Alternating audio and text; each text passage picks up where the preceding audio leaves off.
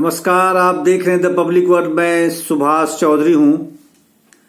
दोस्तों, मैं हमेशा कोशिश करता हूं कि आम आदमी के जीवन को प्रभावित करने वाले विषय, उससे संबंधित खबरें, समाचार या फिर कोई ऐसा राजनीतिक या प्रशासनिक घटनाक्रम हो या फिर कोई ऐसे डिसीजंस हों कोर्ट से संबंधित, उसी को लेकर अपने वीडियो के माध्यम से आपके सामने आऊं।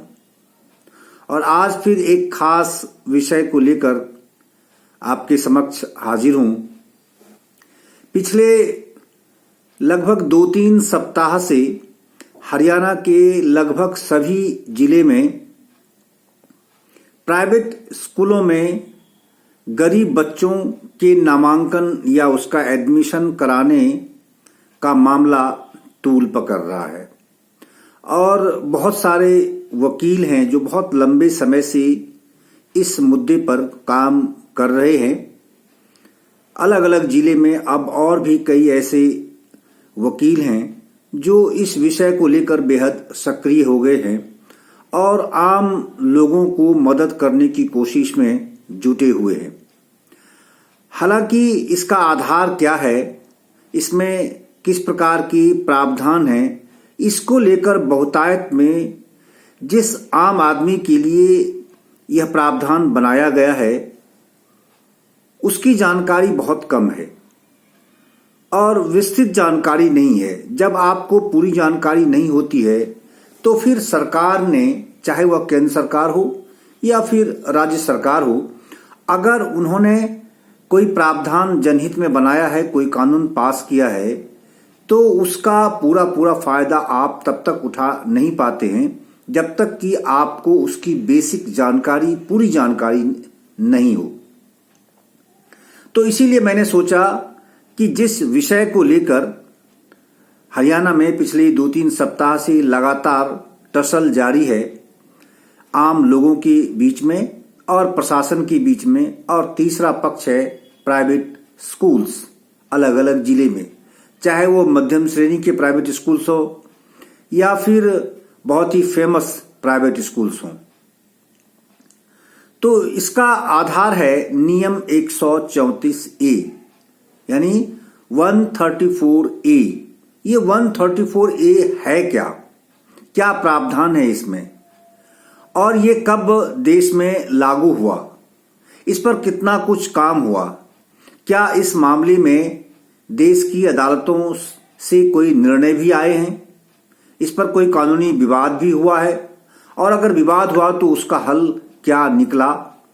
अंततः राज्य सरकारों को इसे लागू करना था, तो राज्य सरकारों की ओर से इसको लागू करने की दृष्टि से क्या कदम उठाए गए और क्या ये नियम अब भी प्रभावी हैं या नहीं हैं, या फिर जिसके लिए ये नियम बनाए गए थे उसको इसके फायदे मिले या नहीं। इन तमाम मुद्दों पर अभी मैं आपको इस वीडियो के माध्यम से जानकारी दूंगा और आपसे गुजारिश है कि आप इसे पूरा विस्तार से समझने की कोशिश करेंगे और इस वीडियो को पूरी तरह देखें, ईच एंड एवरी पॉइंट्स को देखें और इसको समझने की कोशिश करें।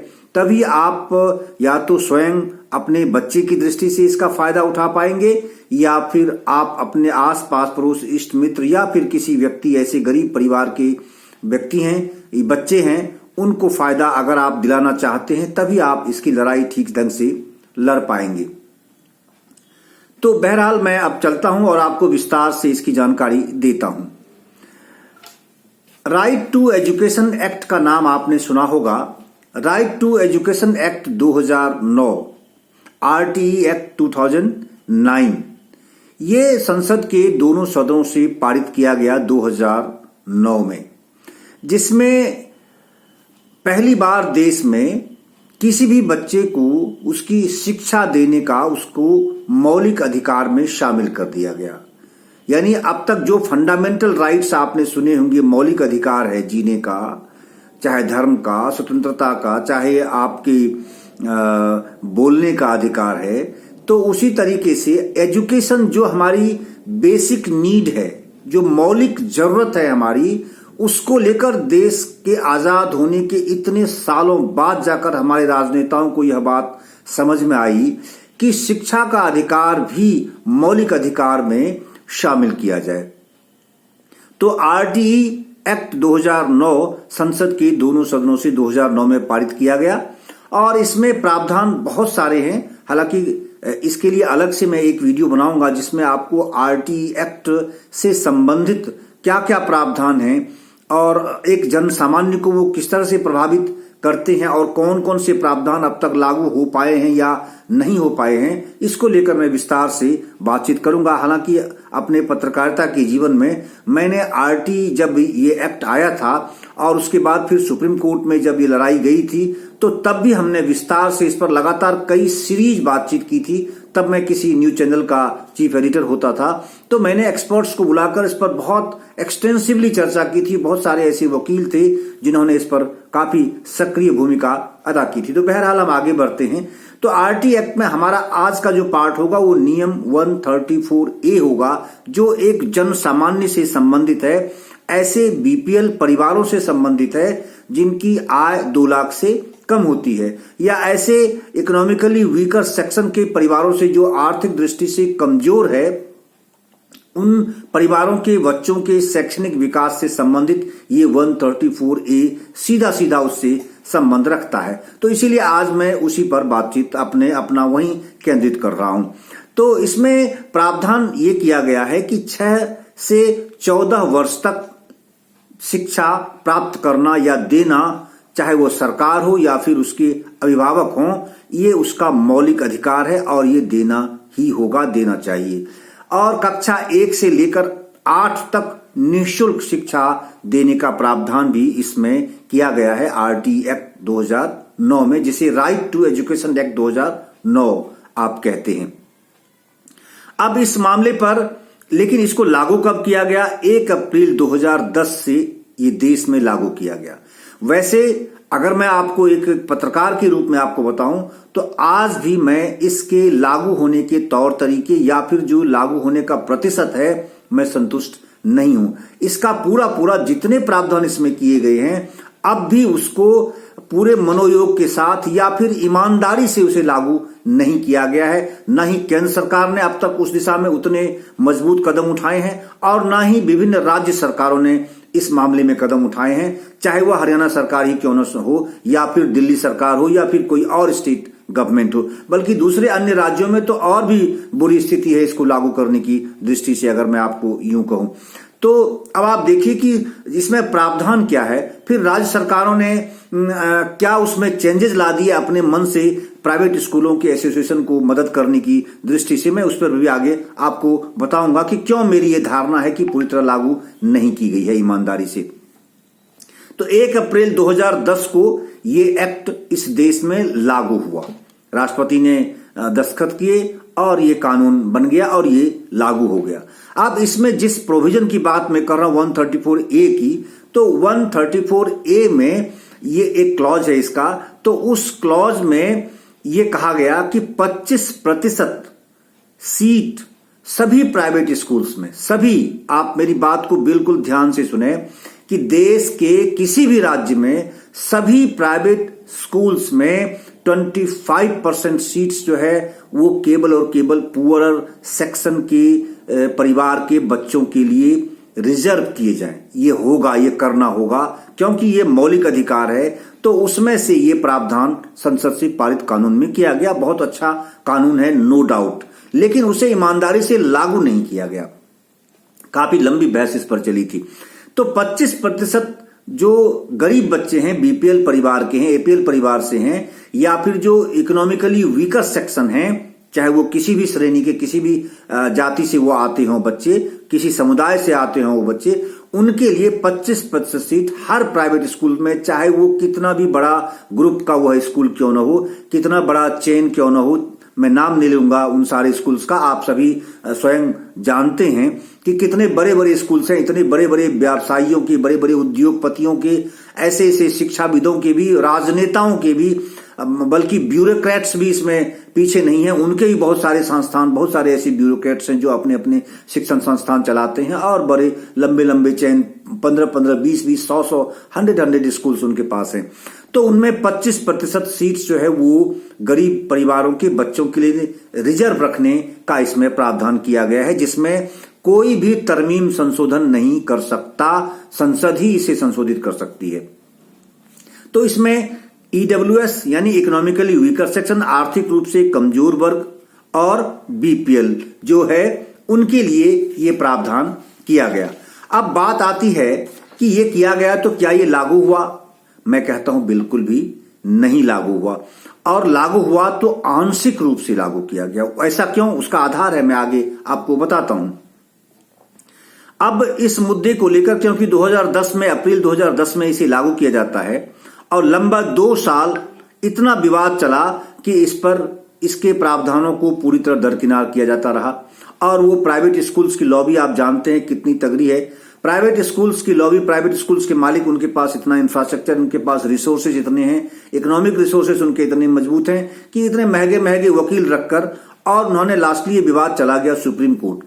सुप्रीम कोर्ट में जाकर 2012 में 12 अप्रैल 2012 को यह निर्णय आया। हालांकि बहुत सारे बड़े स्कूलों के बड़े बड़े वकील वहां खड़े थे, दिग्गज आप लॉयर्स आप कह सकते हैं, और जो संविधान के बड़े बड़े ज्ञाता हैं, उन्होंने इस प्रकार की वहां दलीलें दी कि ये नियम ही अनकॉन्स्टिट्यूशनल है और संवैधानिक है। यानी संसद के 2 सदनों से पारित हुए, राष्ट्रपति ने दस्तखत किए, लागू किए हुए 2 साल हो गए, 2010 अप्रैल में लागू हुए, उसके बावजूद इसको अनकॉन्स्टिट्यूशनल बताया गया कई बड़े बड़े वकीलों के द्वारा। सुप्रीम कोर्ट में ये दलीलें दी गई, लेकिन धन्यवाद सुप्रीम कोर्ट का कि 3 जजों की बेंच ने इसे बहुमत के आधार पर उनके इस पिटीशन को, सभी स्कूलों के इस पिटीशन को खारिज कर दिया कि ये अनकॉन्स्टिट्यूशनल नहीं है बल्कि ये संवैधानिक है। और राइट टू एजुकेशन एक्ट 2009 संवैधानिक है। पूरी तरह सुप्रीम कोर्ट ने साफ कर दिया इसको कि इसमें कोई भी असंवैधानिक बातें नहीं है, इसलिए इसको लागू किया ही जाना चाहिए किसी भी सूरत से। तो ये निर्णय उन्होंने दे दिया और उनके सारे खारिज हो गया। और उसका विषय ही यही था कि नियम 134A के तहत जो 25% सीट्स रिजर्व करने की बात कही गई है गरीब बच्चों के लिए, उसको प्राइवेट स्कूल नहीं मानना चाहते। उससे उनको दिक्कत होगी, उन पर ओवर बर्डन आएगा, इकोनॉमिक बर्डन उन पर आएगा, आर्थिक बोझ बढ़ेगा। इसके पैसे कौन देगा? क्योंकि इसमें निःशुल्क शिक्षा की बात है। असल तो ये बात है कि इन 25% सीट पर जो गरीब परिवारों के बच्चों का एडमिशन होगा, जिसका प्रावधान उसमें है, वो फ्री ऑफ कॉस्ट, निःशुल्क पढ़ेंगे। उनसे आप कैपिटेशन फी नहीं ले सकते, उनसे आप किसी भी तरह का डेवलपमेंट चार्ज नहीं ले सकते, आप एडमिशन फी नहीं ले सकते, और आप उनसे जो मंथली ट्यूशन फी आप लेते हैं, जो पढ़ाने की फी स्कूल वाले वसूलते हैं हजारों में, वो आप नहीं ले सकते। तो इसी कारण से ये दुखती रह गए प्राइवेट स्कूल्स का। आपको पता है किस प्रकार से शिक्षा एक व्यवसाय, एक व्यापार इस देश में बन गया है और कितना फल फूल रहा है और लगातार बढ़ता ही जा रहा है। एक स्कूल से दर्जनों स्कूल से एक एक व्यवसायियों ने बना लिए हैं और अपने दूसरे व्यवसाय को बंद कर, चलते फिरते बड़े व्यवसाय को बंद कर उन्होंने शिक्षा के क्षेत्र में कदम बढ़ा दिया, क्योंकि यहाँ 1 टाइम इन्वेस्टमेंट है और मोटी कमाई है। कोई सवाल नहीं खड़ा करने वाला है, कोई ऑडिट नहीं होता। तो इन चीजों को लेकर वो गए, और लेकिन सुप्रीम कोर्ट ने पूरी तरह उनकी पिटीशन को खारिज कर दिया, उनकी इस दलील को भी खारिज कर दिया कि अनकॉन्स्टिट्यूशनल है। उन्होंने कहा नहीं, ये संवैधानिक है, इसे लागू करना पड़ेगा। और 25% सीट का जो प्रावधान है नियम 134A में, इसको आप किसी भी सूरत में इसको लागू करना ही पड़ेगा। बहुत सारे स्कूल्स ऐसे हैं जिनको आप अगर आप देखेंगे तो सरकार उसे बहुत कम रेट पर, कम पैसे पर, कम कीमत पर जमीन देती है स्कूल स्थापित करने के लिए। ऐसे शिक्षण संस्थान हैं। तो आप उसका बेनिफिट आप पुअर सेक्शन को क्यों नहीं देंगे? जब आपको शिक्षा के प्रचार प्रसार की दृष्टि से, उसे विस्तार देने की दृष्टि से, सामाजिक दृष्टि से, आपको उसके उत्थान की दृष्टि से आपको अगर कम कीमत में सरकार इस प्रकार की सुविधाएं देती है, तो फिर आपने तो ये घोषित किया नहीं है कि आप बिजनेस करने जा रहे हैं, आप नो प्रॉफिट नो लॉस की बात आप करते हैं, तो फिर आप गरीब बच्चों को वो कहां जाएंगे? अगर वो अच्छी शिक्षा, हायर एजुकेशन या फिर हाई क्वालिटी की एजुकेशन अगर वो हासिल करना चाहते हैं, वो कहां जाएंगे? तो इसीलिए ये प्रावधान इसमें किया गया है। बहुत अच्छा प्रावधान है जो संसद से पारित किया गया है। तो अब आपको परेशानी क्यों प्राइवेट स्कूल्स को? इसलिए परेशानी है कि प्राइवेट स्कूल्स में अगर आप देखेंगे, आप सब अपने बच्चों को पढ़ाते भी होंगे बहुत आयत में, कि 1500 रुपये महीने से लेकर 15,000 20,000 रुपये महीने तक की भी tuition fee, monthly tuition fee है प्राइवेट स्कूल्स में। इतना महंगा स्कूल हो गया, इतनी ज्यादा फी वो वसूल रहे हैं। तो इसमें कटौती हो जाएगी 25% की, इसलिए उनको बहुत परेशानी है। अब आप समझिए, जब डिसीजन आया था सुप्रीम कोर्ट में, तो सुप्रीम कोर्ट ने ये कहा था कि ये चीजें लागू होती हैं या नहीं होती हैं, और सही तरीके से लागू हो इसकी मॉनिटरिंग कौन करेगा? आपको पता होगा कि बच्चों के जो अधिकार हैं उसके संरक्षण की दृष्टि से नेशनल लेवल पे कमीशन बना हुआ है, जो national commission for protection of child rights है। आप समझिए, अब national commission for protection of child rights, ये राष्ट्रीय स्तर पर कमीशन बना हुआ है, और इसी तरह के कमीशंस आप स्टेट्स में भी पाएंगे, वहां भी बने हुए हैं। राइट्स, बच्चों के जो अधिकार हैं उसके संरक्षण की दृष्टि से ये उनकी जिम्मेदारी बनती है, नेशनल कमीशन बना हुआ है। और इसीलिए यहां एक नेशनल आरटीई कमिश्नर भी था जो इस चीज की देखरेख करता, जिसके जिम्मेदारी ये सुप्रीम कोर्ट ने अपने निर्णय में दी थी कि ये नेशनल आरटीई कमिश्नर जो है, ये इसकी जिम्मेदारी होगी देश के सभी स्कूलों में इन चीजों को लागू कराने, मॉनिटर करने का, लागू कराने का पूरी जिम्मेदारी ये उनकी होगी। तो पता नहीं जो लोग हाय तौबा हरियाणा में आज मचा रहे हैं इन चीजों को लेकर कि प्राइवेट स्कूल्स गरीब परिवारों के बच्चों को टेस्ट लेने के बावजूद, उसकी लिस्ट जारी करने के बावजूद उनका एडमिशन वो नहीं ले रहे हैं, तो उन्होंने अब तक नेशनल कमीशन में जो चाइल्ड प्रोटेक्शन राइट का जो कमीशन है, नेशनल कमीशन है, वहां उन्होंने उससे संपर्क किया भी है या नहीं किया है? क्या उन्होंने वहां शिकायत दी है या नहीं दी है? या केवल और केवल अपनी राजनीति चमकाने के लिए वो हिदर एंड दीदर वॉन्डरिंग कर रहे हैं, और डिप्टी कमिश्नर के पास तो कभी कमिश्नर के पास, कभी मुख्यमंत्री को, कभी मंत्री को चिट्ठी लिखते हैं। लेकिन जो निर्णय सुप्रीम कोर्ट ने दिया था उसमें साफ कहा था कि नेशनल आरटी कमिश्नर है, ये उसकी रिस्पॉन्सिबिलिटी है इसको लागू कराना अगर किसी बच्चे के साथ अन्याय होता है तो। क्योंकि बच्चों का ये फंडामेंटल राइट्स है, मैंने आपको पहले बता दिया आरटी एक्ट 2009 के अनुसार से, और फंडामेंटल राइट की ही के संरक्षण के लिए, उसकी सुरक्षा की दृष्टि से ही सरकार ने ये नेशनल कमीशन जो चाइल्ड के लिए बनाया है, जैसे वुमेन के लिए बना हुआ है, उसी तरह से बच्चों के लिए बना हुआ है कि बच्चे कहां जाएंगे अपने अधिकार की दृष्टि से, अगर उनके अधिकार का वायलेशन होता है तो, उल्लंघन होता है तो, या उसको उनके साथ कोई ऐसा अन्याय होता है, मौलिक अधिकारों का हनन होता है, वो कहां जाएंगे? तो इसी कारण से ये जो national commission for protection of child rights बनाया गया था, ये और उसमें ये जिम्मेदारी उनको दी गई थी। तो इस तरह से ये उसमें प्रोविजन है। तो अगर आपको दिक्कत आती है तो आप वहां भी जा सकते हैं, क्योंकि स्टेट गवर्नमेंट तो कभी भी ईमानदारी से लागू नहीं करेगी। आपको पता है कि शिक्षा मंत्री या शिक्षा सचिव या फिर जो अधिकारी होते हैं उनकी प्राइवेट स्कूलों के सामने उसके साथ व्यावसायिक सांठगांठ, इतना अनैतिक सांठगांठ इस प्रकार का होता है कि आपको कभी न्याय मिलेगा ही नहीं। इसीलिए आपको हमेशा नेशनल लेवल पर जाना चाहिए। और जो सुप्रीम कोर्ट ने कहा है, क्योंकि अगर स्कूल नहीं मानते हैं तो ये एक तरह से उनके निर्णय का भी सीधा सीधा उल्लंघन है, और सबसे पहला प्लेटफॉर्म बनता है कि नेशनल कमीशन जो चाइल्ड प्रोटेक्शन राइट्स के लिए बनाया गया है, आप वहां के आरटी कमिश्नर से इस मामले पर संपर्क करें। तो वहां जरूर जाना चाहिए, बजाय आप यहां चिट्ठी इधर उधर करने की दृष्टि से। तो बहुत सारे स्कूल्स जो गए थे उनको वहां मुंह की खानी पड़ी और वो वापस आ गए। सुप्रीम कोर्ट ने साफ शब्दों में कह दिया कि भाई आपको इसको लागू करना ही पड़ेगा। अब देखिए, ये जो अगर आप देखना चाहें, ये डिसीजन देखना चाहें तो CWP नंबर 4664 ऑफ 2012 है ये, जो निर्णय सुप्रीम कोर्ट से आया था, जिसमें विस्तार से सारी बातें कही गई हैं और 3 जजेस की बेंच ने इस पर निर्णय दिया था। CWP number 4664 of 2012।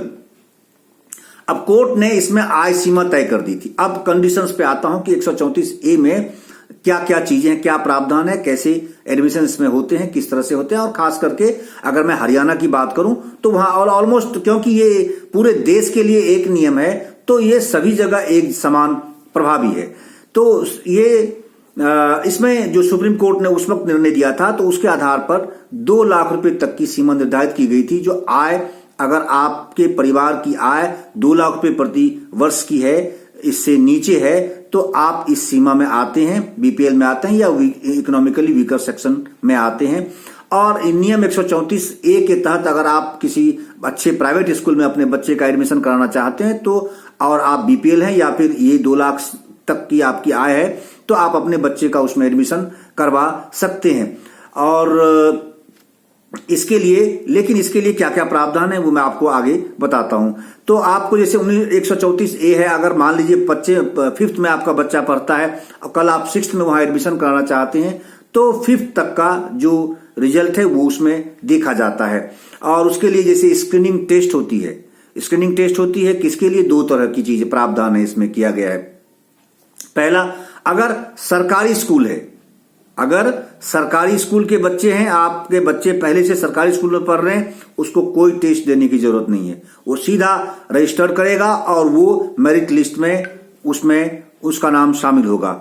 लेकिन शर्त क्या है वो आगे आपको बताता हूं।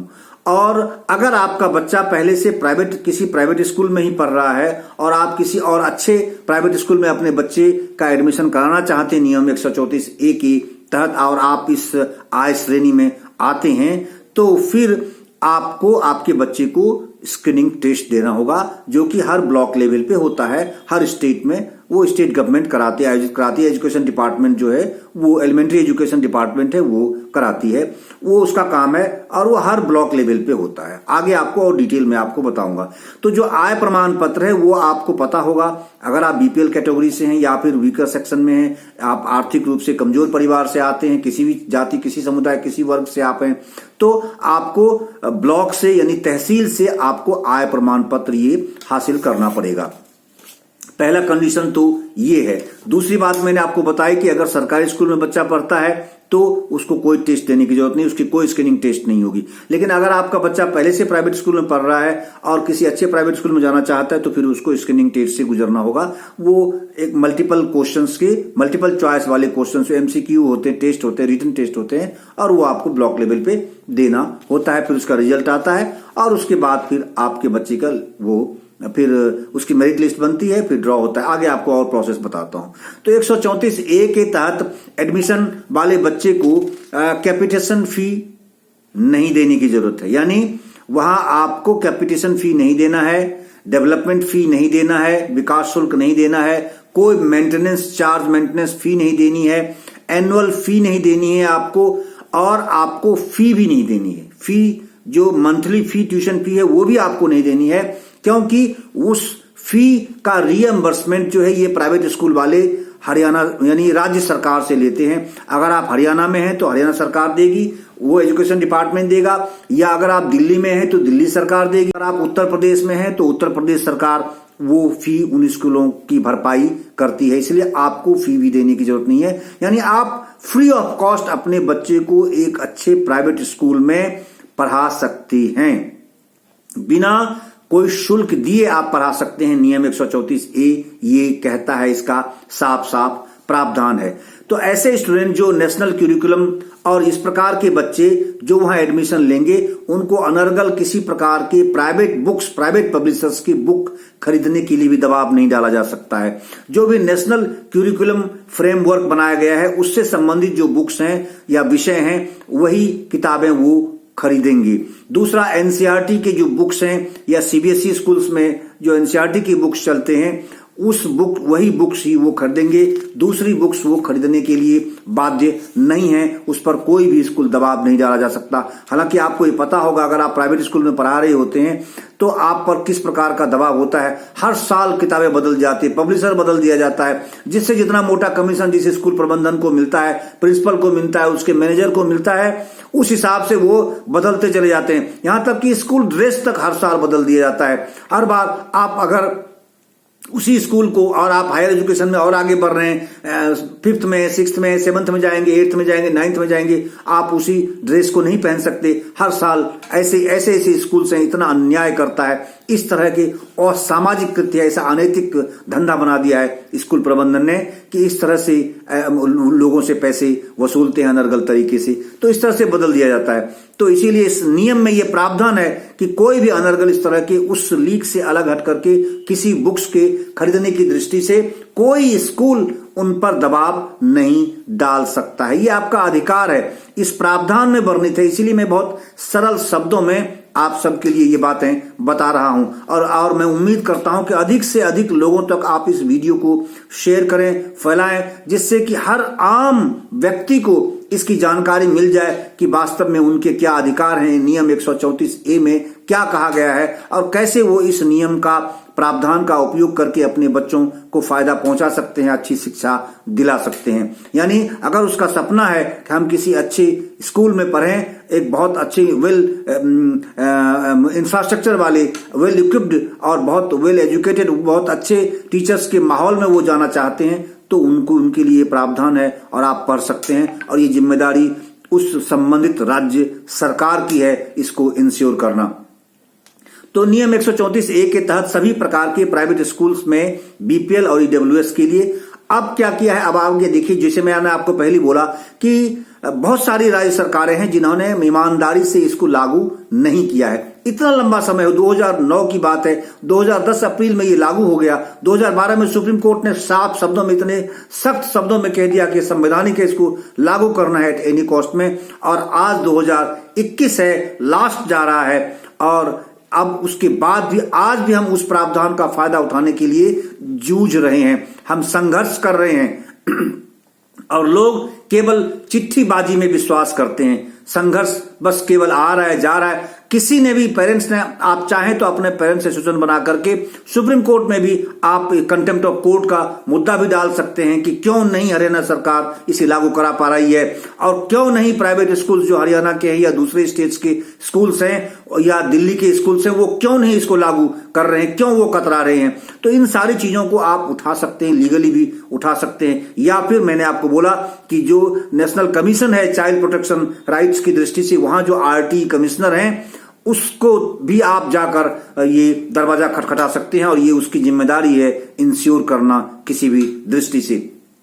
लेकिन मैं ऐसा इसलिए कहता हूं कि ईमानदारी से लागू अब तक नहीं किया गया है, किसी भी पक्ष ने ईमानदार कोशिश नहीं की, हकीकत यही है। हालांकि कुछ ऐसे वकील हैं जिन्होंने बहुत कोशिश की, हाईकोर्ट में गए, हाईकोर्ट से भी इस तरह का वो डिसीजन लेकर के आए, उनसे भी दबाव डाला, लेकिन ये प्राइवेट स्कूल्स की लॉबी इतनी तगड़ी है, ये कॉमर्शियली और इतने इंफ्रास्ट्रक्चर वाले हैं, इतना रिसोर्स वाले हैं कि ये किसी के बस में नहीं है कि इसको अंकुश इस पर लगाया जा सके। और यही कारण है कि आज तक ऐसी स्थिति बनी हुई है, क्योंकि स्टेट गवर्नमेंट की जो मशीनरी है वो इसे सही तरीके से, ईमानदारी से लागू नहीं करना चाहती है। अब आप देखिए, जब प्रावधान में 134A में, और उसको सुप्रीम कोर्ट ने भी इंडोर्स कर दिया कि 25% सीट गरीब परिवारों के बच्चों के लिए आरक्षित होनी चाहिए सभी प्राइवेट स्कूल्स में, चाहे वो किसी भी प्राइवेट स्कूल हो, केवल और केवल ऐसे प्राइवेट स्कूल जिसको कि गवर्नमेंट से ऐड नहीं मिल रहा है, जो रिलीजियस पर्पस है, जो माइनॉरिटी चलाती है।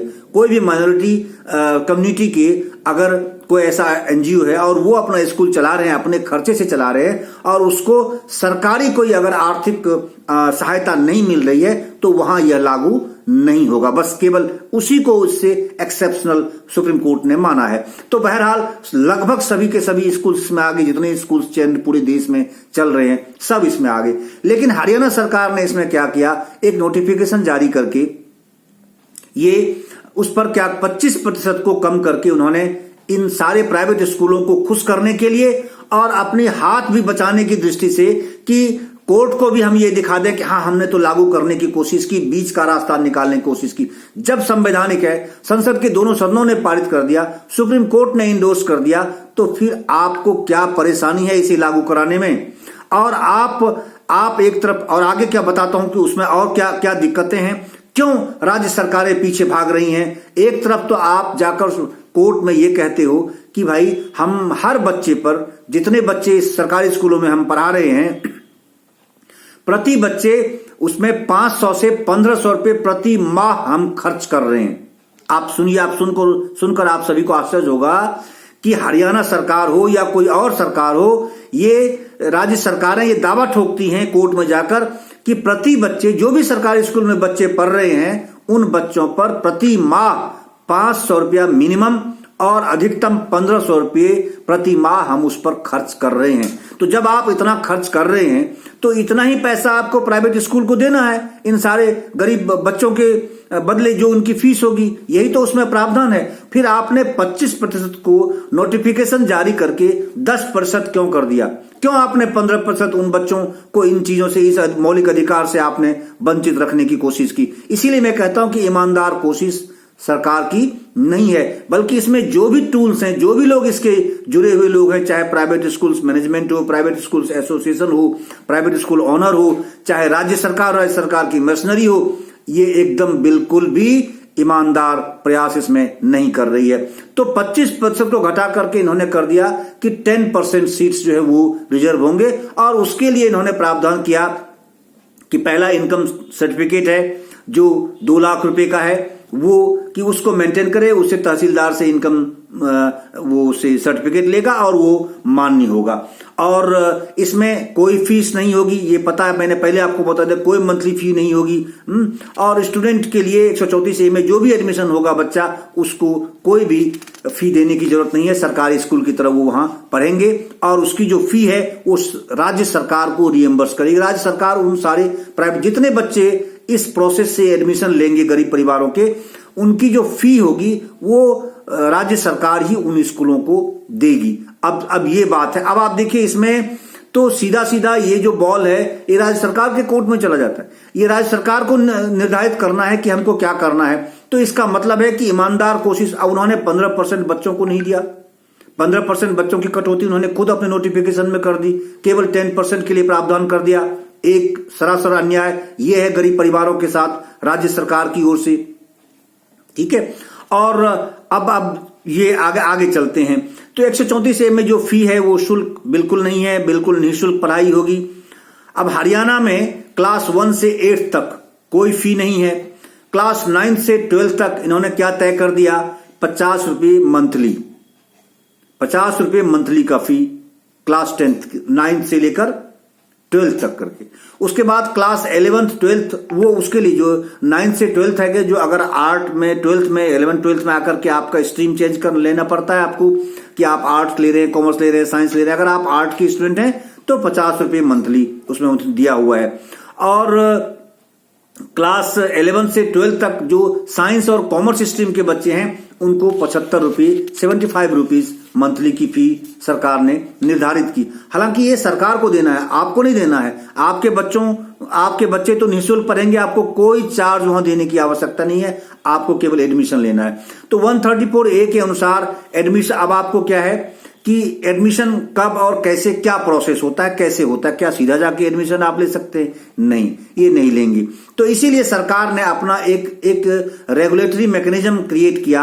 अगर मैं हरियाणा की बात करूं आपको, तो इन्होंने रेगुलेटरी मैकेनिज्म क्रिएट किया और उन्होंने क्या, ऑलमोस्ट हर साल में फरवरी और मार्च के आसपास इसके एडमिशन फॉर्म निकलते थे। तो पहले ऑफलाइन इसमें अप्लाई करना पड़ता था जो फॉर्म निकलता था तो, और ये जो एलिमेंट्री एजुकेशन डिपार्टमेंट हरियाणा का है तो वो इसके लिए फॉर्म निकालते हैं, एडवर्टीजमेंट निकालते हैं अखबारों में भी, और अपनी वेबसाइट पर भी इसकी जानकारी देते हैं। और वही तरीका आज भी बना हुआ है, अपनी वेबसाइट पे भी देते हैं। और इसके लिए उन्होंने 134A करके HSS करके उन्होंने एक साइट बना रखी है, उस पर ये सारी जानकारी वो देते हैं और उस पर फॉर्म भी रहता है जहां से आप फॉर्म कर सकते हैं। लेकिन ऑनलाइन कर दिया, कंप्लीट ऑनलाइन सिस्टम है। आपको ऑनलाइन ही अपने बच्चे का रजिस्ट्रेशन कराना पड़ेगा, चाहे आप सरकारी स्कूल में आपका बच्चा पहले से पढ़ रहा हो या फिर किसी प्राइवेट स्कूल में पढ़ रहा हो और आप किसी अच्छे प्राइवेट स्कूल में एडमिशन अपने बच्चों का कराना चाहते हैं, तो आपको उस साइट पर जाकर ऑनलाइन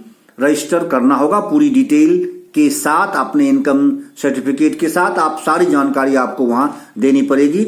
और साथ साथ आपको उन स्कूल में, जिस स्कूल में आप अपने बच्चे का एडमिशन कराना चाहते हैं नियम 134A के तहत, अगर आप गरीब परिवारों से हैं तो उसमें उस स्कूल के नाम भी आपको डिनोट करने पड़ेंगे कि प्रायोरिटी वाइज बेसिस, कि मान लीजिए मेरिट लिस्ट बनती है, जितना भी मार्क्स आपके बच्चों को आता है उस आधार पे पहला चॉइस आपके कौन सा स्कूल है, सेकंड चॉइस में कौन सा स्कूल है, थर्ड चॉइस में कौन सा स्कूल, इस तरह से 5 चॉइस आपको देने पड़ते हैं और उसी में से उसके अनुसार फिर आपके मेरिट लिस्ट के हिसाब से आपके बच्चे को वो स्कूल अलॉट किया जाता है। और लेकिन इस बार अगर मैं आपकी बात करूं 2021-22 में ये अक्टूबर में, पहले फरवरी मार्च में हमेशा होता था रजिस्ट्रेशन, लेकिन इस बार क्या किया, मिड सेशन में निकाल दिया सरकार ने। देखिए ये ईमानदारी की बात है या फिर इसके पीछे कुछ और सोच है। तो अब अक्टूबर मिड में 2021-22 में अक्टूबर मिड में निकाल दिया, इस अक्टूबर में निकाल दिया और एजुकेशन डिपार्टमेंट ने अपनी वेबसाइट पे डाला, न्यूज़पेपर में भी डाला और ऑनलाइन किया हुआ है। तो ऑनलाइन रजिस्ट्रेशन इसके लिए होता है।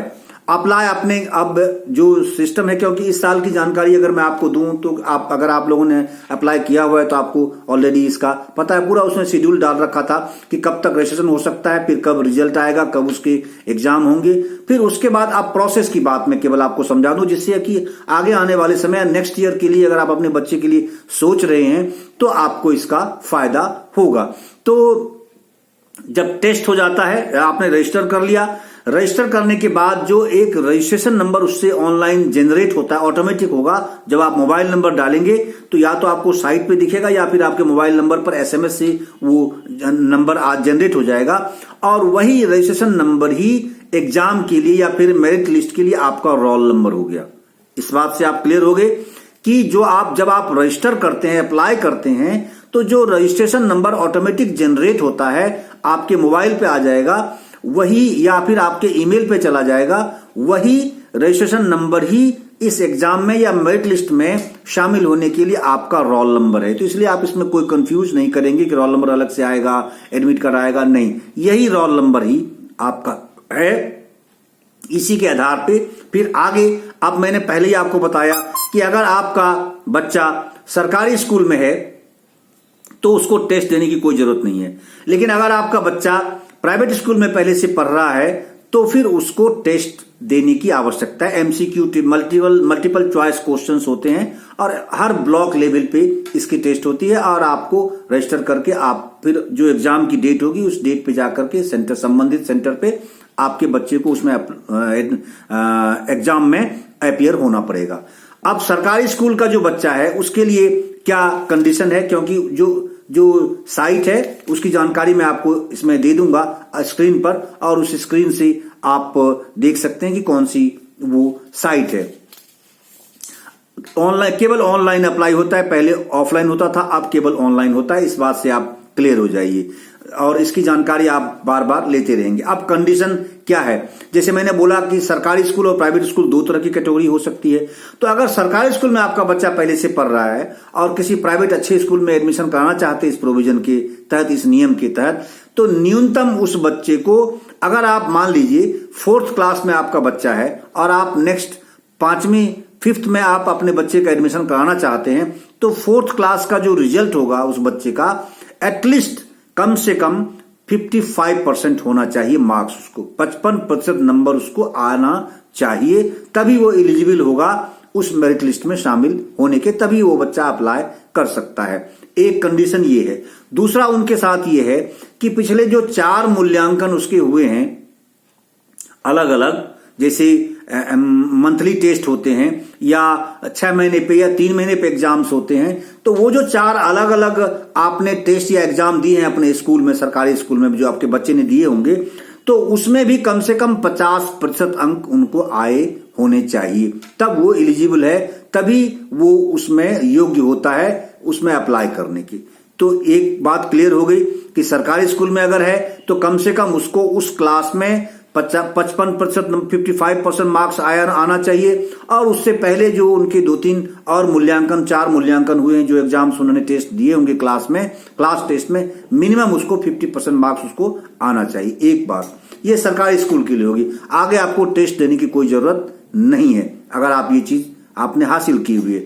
दूसरा, अगर बच्चा आपका प्राइवेट स्कूल में है तो उसमें फिर आपको, अगर आप प्राइवेट किसी अच्छे प्राइवेट स्कूल में ही अपने बच्चों को ले जाना चाहते हैं तो उसके लिए 55% मार्क्स न्यूनतम होना चाहिए वो टेस्ट में, जो कि हरियाणा गवर्नमेंट की ओर से यानी एलिमेंट्री एजुकेशन डिपार्टमेंट की ओर से जो अलग अलग हर ब्लॉक में ये टेस्ट आयोजित की जाती है, उस टेस्ट में उनको मिनिमम 55% मार्क्स आना चाहिए। 55% मार्क्स उसको भी हासिल करनी होगी। अधिकतम आप जितना आप हासिल कर लें तो उससे और अधिक अच्छा होगा। मेरिट लिस्ट में आप होंगे, ऊपर होंगे, और जिससे कि आप अपने मनोनुकूल या इच्छा अनुसार, अपने चॉइस के अनुसार अच्छे प्राइवेट स्कूल में अपने बच्चे का एडमिशन आप करा सकेंगे या उस बच्चे का एडमिशन हो सकेगा। क्योंकि मेरिट लिस्ट और फिर मेरिट लिस्ट दोनों को मिलाकर बनती है, सरकारी स्कूलों के बच्चे का और प्राइवेट स्कूलों का जब टेस्ट हो जाता है उन बच्चों का, दोनों को मिला करके और फिर वो एक कंबाइंड मेरिट लिस्ट बनती है और उसमें ड्रॉ होता है। तो ड्रॉ के अनुसार फिर आपको उन स्कूल का चॉइस के अनुसार आपको first second third fourth choice के अनुसार उन बच्चों को वो स्कूल एलोकेट किए जाते हैं। फिर वहां जाकर उसकी लिस्ट जारी होती है, हर डिस्ट्रिक्ट में ब्लॉक लेवल पे लिस्ट जारी होती है, और फिर आप संबंधित स्कूल में जाकर उस लिस्ट के अनुसार, क्योंकि उस स्कूल को भी वो लिस्ट भेजी जाती है सरकार की ओर से या ब्लॉक डेवलपमेंट जो एजुकेशन एक्सटेंशन ऑफिसर होते हैं उनकी ओर से भी, या फिर जो डिस्ट्रिक्ट एजुकेशन ऑफिसर हैं डीईओ उनकी ओर से भी भेजे जाते हैं, और फिर आप उस लिस्ट के अनुसार जाकर वहां एडमिशन ले सकते हैं। ये एक सामान्य प्रक्रिया है इस प्रावधान के तहत। तो जो रजिस्ट्रेशन कराते हैं आपके बच्चों का, मैंने आपको पहले बता दिया कि वो सारी चीजें हैं, और परीक्षा की तिथि ऑनलाइन घोषित होती है, उसकी जानकारी आपको लेनी चाहिए। और इस संबंध में अगर आपको कोई दिक्कत आती है तो आप बीईओ के ऑफिस में, जो ब्लॉक एजुकेशन ऑफिसर है वहां, या फिर बीईओ जो extension office education extension officer है उनके यहाँ भी जाकर आप इसकी जानकारी ले सकते हैं, या फिर डीईओ जो डिस्ट्रिक्ट में अगर हैं तो डीईओ के यहाँ भी आप जाकर इसकी जानकारी आप ले सकते हैं। अब जो इसके एग्जाम्स हैं, इसका जो टेस्ट होता है प्राइवेट स्कूल के बच्चे के लिए ये टेस्ट होता है, तो उस टेस्ट के लिए सिलेबस और जो क्वेश्चंस हैं उसका भी परफॉर्मा हरियाणा सरकारी एलिमेंट्री एजुकेशन डिपार्टमेंट की ओर से जारी किया गया है। तो उसके अकॉर्डिंगली आप उसको देख सकते हैं और उसके अनुसार ही अपने बच्चे की तैयारी करा सकते हैं इस टेस्ट में शामिल होने के लिए।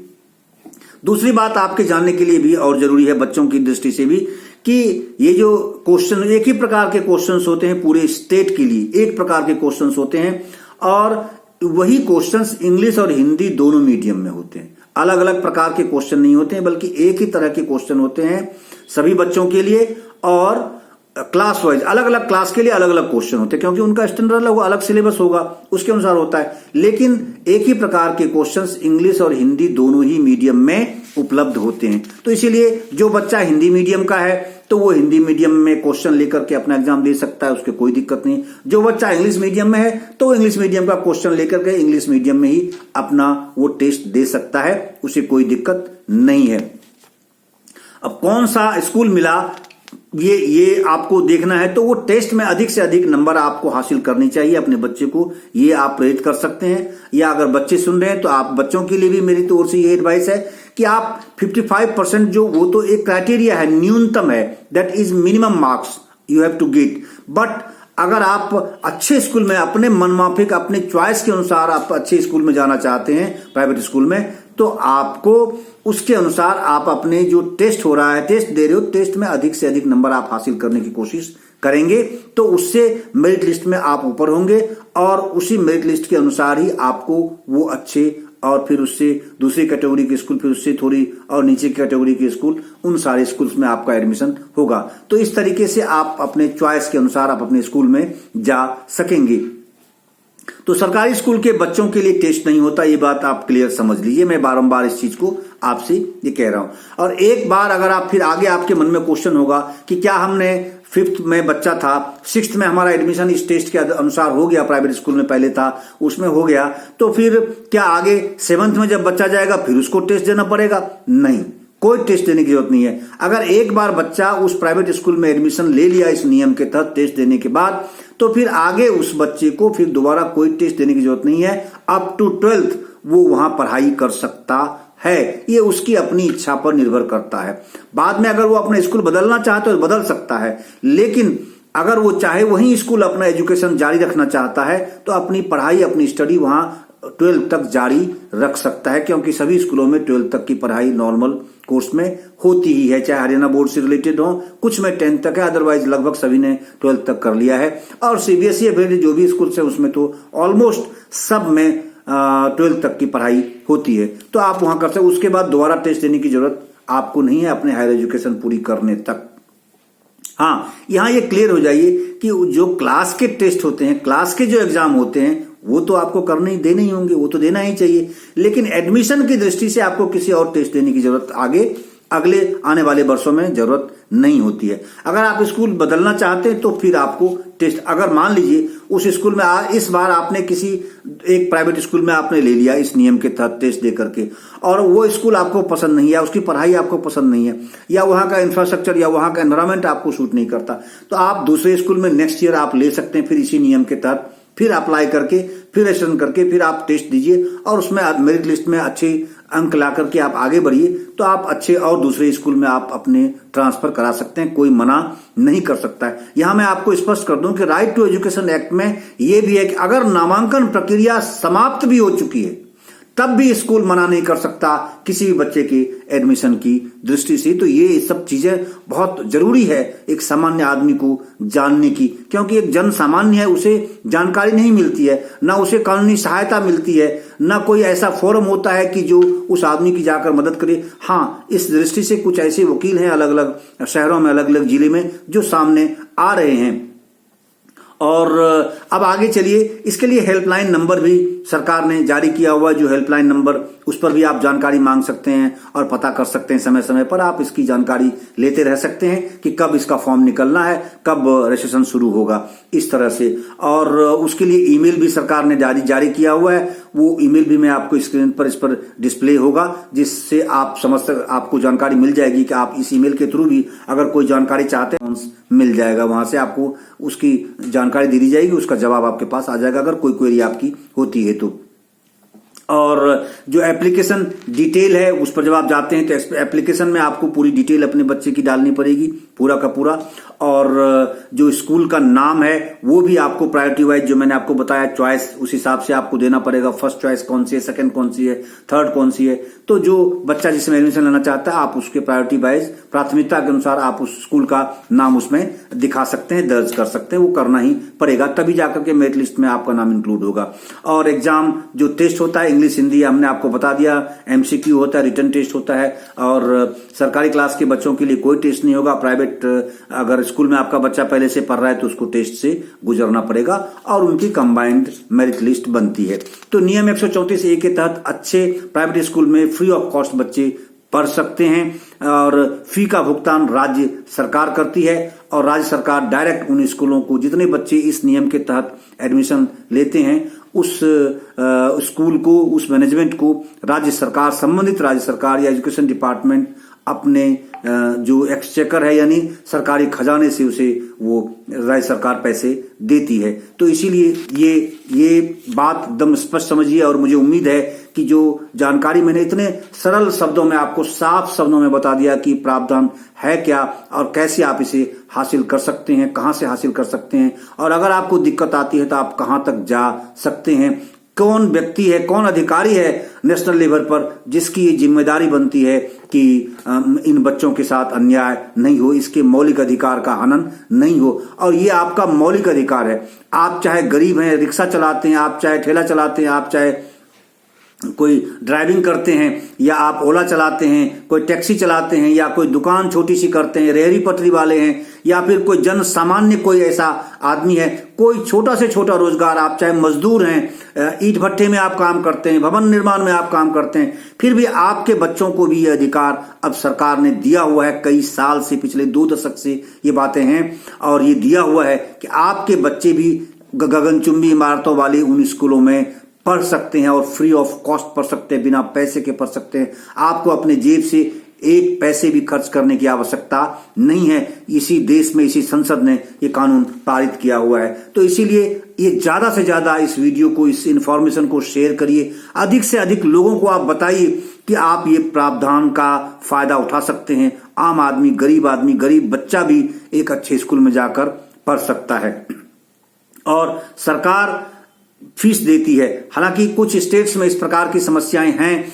जहां कि पिछले 5, 7, 8 वर्षों से हरियाणा या राज्य सरकार ने उनको, हरियाणा में भी इस प्रकार की समस्या है कि प्राइवेट स्कूल में एडमिशन तो बच्चों के हो गए इस तरह से, इस प्रोसेस से, लेकिन उसकी फीस अब तक हरियाणा सरकार ने उनको रिएम्बर्स नहीं की है, उन स्कूलों को नहीं दी है। तो ये सब उनके अपने ग्रीवांस से, ये उनकी शिकायतें हो सकती हैं, ठीक है, लेकिन ये तो स्कूल प्रबंधन और राज्य सरकार के बीच का मुद्दा है। इसमें गरीब परिवार का जो बच्चा है वो क्यों भुगते, वो क्यों वंचित रहे अपनी शिक्षा से, उसको क्यों एडमिशन लेने से मना किया जाए। ये तो बड़ी अजीब सी स्थिति बनी हुई इस देश में कि 2 अमीर आदमी लड़े और बीच में से गरीब आदमी का नुकसान हो जाए, ऐसा क्यों हो। तो ये जो चीजें हैं ये बड़ी खराब चीजें। इसका मतलब ये दर्शाता है कि न तो सरकार ईमानदारी से इस दिशा में कोशिश करना चाहती है और प्राइवेट स्कूल तो इस प्रावधान से परेशान है। वो तो चाहता ही है कि ये प्रावधान किसी तरह से ऐसे लंबित रहे, लटका रहे। वो हमेशा इसको लिंगर ऑन करने की कोशिश करते हैं जिससे कि बच्चे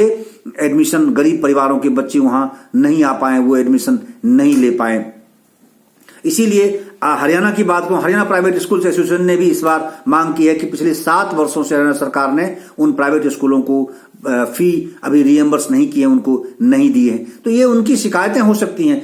कोर्ट है, प्रावधान है, आप मंत्रालय है, डिपार्टमेंट है, मुख्यमंत्री हैं, एजुकेशन मिनिस्टर हैं, आप उन पर ये मुद्दा उठाइए, वहां जाकर जाइए। लेकिन जब एडमिशन का समय आता है तभी आप क्यों इन बच्चों को नामांकन से, एडमिशन से आप वंचित रखते हैं और तब आप इस प्रकार का इशू क्यों उठाते हैं। उससे पहले पूरा साल, पूरा सेशन अगर गुजर जाता है तो उस सेशन में आप क्यों नहीं मांग करते हैं, आप क्यों नहीं कोर्ट का दरवाजा खटखटाते। जिस सुप्रीम कोर्ट ने ये निर्णय दिया कि ऐतिहासिक निर्णय है और इसके प्रावधान को लागू करना ही पड़ेगा, तो उन चीजों को आप सुप्रीम कोर्ट ही अप्रोच करिए कि हरियाणा सरकार आपको 7 साल से पैसे नहीं दे रही है जिन बच्चों का एडमिशन हुआ है और जिन गरीब परिवारों के बच्चों को आपने अपने स्कूलों में पढ़ाया है। तो ये इस इशू को आप राइट फोरम पर उठाने की बजाय आप बच्चों को वंचित करते हैं। ये बड़ी समस्या है और इसी से मेरे जैसे व्यक्ति के मन में यह आशंका पैदा होती है कि ये ईमानदार कोशिश किसी भी फोरम के द्वारा नहीं हो रही है। तो इसीलिए मैं आपसे कहता हूं और यही आधार था मेरा कि मैं जो बार बार ये कहता हूं कि ना तो राज्य सरकार इस दिशा में कदम आगे बढ़ा रही है ईमानदारी से और ना ही प्राइवेट स्कूल्स या फिर दूसरे अन्य जो पक्ष हैं, चाहे वो प्रशासनिक पक्ष हो या सामाजिक पक्ष हो, इस दिशा में कोशिश, पारदर्शी कोशिश या ईमानदार कोशिश नहीं कर रहे हैं। तो बहरहाल इस वीडियो में आज इतना ही और मुझे उम्मीद है कि ये एक जन सामान्य के लिए बहुत उपयोगी जानकारी है जो मैं आज इस वीडियो के माध्यम से लेकर आया हूं और आप इसे अधिक से अधिक जन सामान्य लोगों को आप इस वीडियो को रेफर करें, इसे शेयर करें और जिससे कि हर आदमी को इसकी जानकारी मिले और इस प्रावधान का पूरा फायदा उन गरीब परिवारों के बच्चों को मिल सके जो इकोनॉमिकली वीकर सेक्शन से हैं, जो बीपीएल हैं, जो जिनकी आय बहुत कम है, जो अपने बच्चों को बड़े स्कूलों में नहीं पढ़ा सकते लेकिन उनके बच्चे मेधावी हैं, इंटेलिजेंट हैं, तेजस्वी हैं, वो आगे बढ़ सकते हैं, उसका भी एक सपना है आगे बढ़ने का। तो ऐसे सपने को साकार करने की दृष्टि से आप इस नियम 134A का अवश्य उपयोग करें और अधिक से अधिक लोगों को ये वीडियो आप अवश्य शेयर करें। आपका बहुत बहुत धन्यवाद। फिर हम कोई एक नया प्रावधान, नई ऐसी जानकारी लेकर आएंगे जिससे हमारे आपके जीवन में जिसका बहुत खासा असर होता है, तो उसकी जानकारी हम लेकर जल्द हाजिर होंगे। आपका बहुत बहुत धन्यवाद और आपसे गुजारिश है कि मेरे चैनल द पब्लिक वर्ल्ड को सब्सक्राइब करना न भूलें। बहुत बहुत धन्यवाद, बहुत बहुत धन्यवाद।